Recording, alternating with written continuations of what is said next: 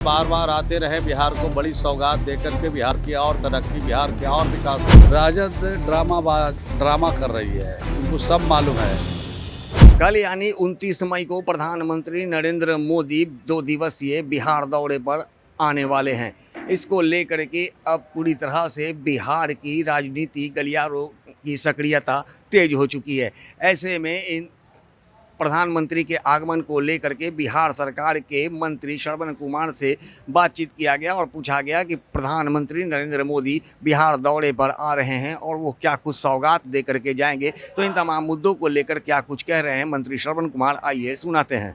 स्वागत है, अभिनंदन है, बार बार आते रहे, बिहार को बड़ी सौगात देकर के बिहार की और तरक्की, बिहार के और विकास करने में पूरा जो योगदान दे रहे हैं उनके लिए उनके स्वागत करते हैं बिहार के 14 करोड़ लोगों की तरफ से। इस बार क्या कुछ नया सौगात दे करके जाएंगे? तो आने दीजिए, इंतज़ार कीजिएगा। इंतज़ार में बहुत मज़ा है और इतनी सौगात देके जाएंगे कि बिहार की जनता बाल बाल हो जाएगी। तो शाहबाद के क्षेत्र में रैली भी कर रहे हैं। एनडीए को 19-20 में नुकसान हुआ था, काफ़ी 24 में भी नुकसान हुआ था। क्या लग रहा है इस बार के रैली कर रहे हैं? प्रधानमंत्री जी वहाँ पे प्रधानमंत्री जी तो हमेशा आते रहते हैं। अभी मधुबनी भी आए थे, मधुबनी में बड़ी सौगात देके गए थे और देश भर के जो हमारे त्रिस्तरीय पंचायत के प्रतिनिधि हैं उनके लिए आए थे, उनको सम्मानित किया। ग्रामीण विकास विभाग की बड़ी योजनाओं का उन्होंने सौगात दिया। 13 करोड़ 10 लाख से ज़्यादा लोगों को घर के लिए स्वीकृति दिया। 40-40 हज़ार रुपया उनके खाते में गया। किसी को सेकंड किस्त मिला, किसी को थर्ड किस्त मिला।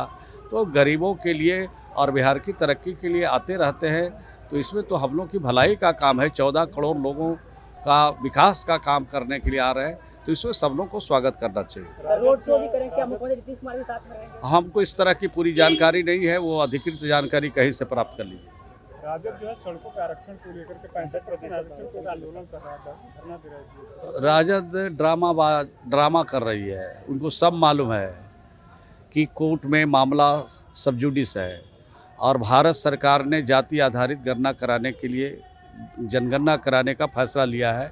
हम सब लोगों ने इनका स्वागत किया है और आने वाले दिनों में जो भी चुनौतियां हैं उसका सामना करेंगे। तो जैसा कि आपने सुना, चुनावी वर्ष है और ऐसे में प्रधानमंत्री लगातार बिहार का दौरा कर रहे हैं और बिहार ही नहीं, वो जिस राज्य में भी जाते हैं उस राज्य को कुछ ना कुछ सौगात दे करके ही जाते हैं।